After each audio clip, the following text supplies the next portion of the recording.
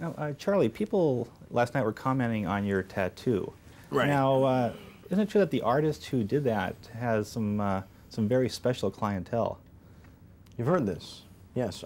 Well, rumor has it. I don't know. I've questioned it over the years, but I bought into it at the time when I got it, which is why I went to this guy. Yeah, it would be Muhammad Ali and Bruce Lee, and myself. This one here, you mean? Yeah, that's the Japanese guardian of youth. You know, a guy named Bontin did it. Famous Yakuza underground tattoo artist, you know. And this one I got in Hollywood and Vine by some Chinese lady. I can't remember her name. But they were talking about the tattoo, yeah. Yeah. Now, I've always been interested in the cameos that actors do. Now, you've done a number yourself. You did a Loaded Weapon and the John Hughes film. Ferris Bueller. Yes. Yeah. What is your attitude about cameos, and how do they come about for you? Well, early on, it was just about a job, you know, and these days, how do you justify these things? It's just sometimes it's fun to show up and not take any billing and give an audience a little added surprise or a treat or absolute terror. That you show up for a couple of minutes and then disappear, you know. But the funny thing was, is before Bueller, I had done maybe 6 or 8 movies and had a couple of lead roles, and you know, I'd walk into a restaurant and they'd still ask me what the specials were, you know. And then Bueller comes out. I'm in the film for like 6.5 minutes, and I'm getting offers and attention, and it just, you know, so I understood the power of the cameo, the right cameo. Now, speaking of the right cameo, your dad does a great one in this film.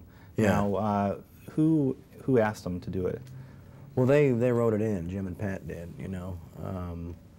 And then I kind of put the screws on him a little bit to commit to it. He's got a great sense of humor and didn't mind sending himself up, and me and the whole gang. And we got him for a day, you know. It wasn't cheap. But, he's worth every penny as far as I'm concerned.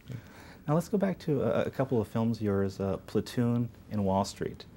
Great films. Thank you. Oscar nominations for a lot of people, Oscar awards, but not for you.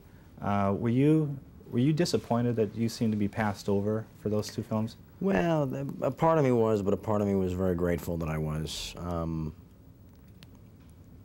didn't really look at it as being passed over, more just not really included. You know what I'm saying? Yeah.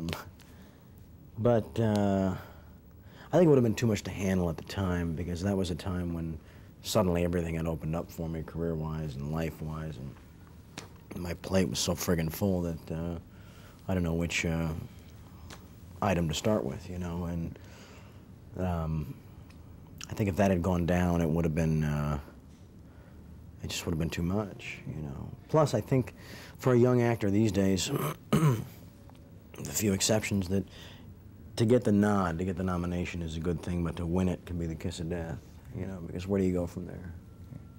Now, I was on a movie set one day where they were shooting a lot of machine guns, and I was amazed at how loud, like, automatic weapons can be. Sure. Now, when you're in this movie, you do a little bit of firearm work. Just a little bit, yeah. Now, how uncomfortable was that?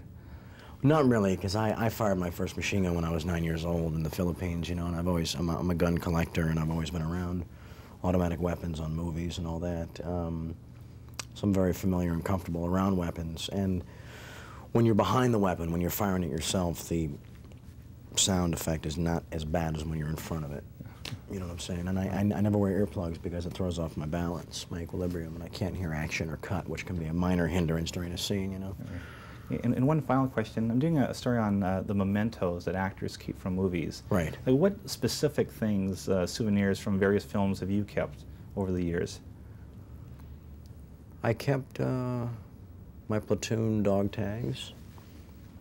I kept my both uniforms from Major League, road and home. I kept, oh God, what did I keep? I kept Emilio's spleen from Men at Work.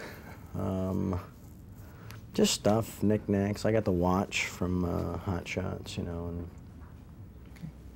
that's about it. Just, you know, you decide at the time and just put that stuff away and forget you have it, you know.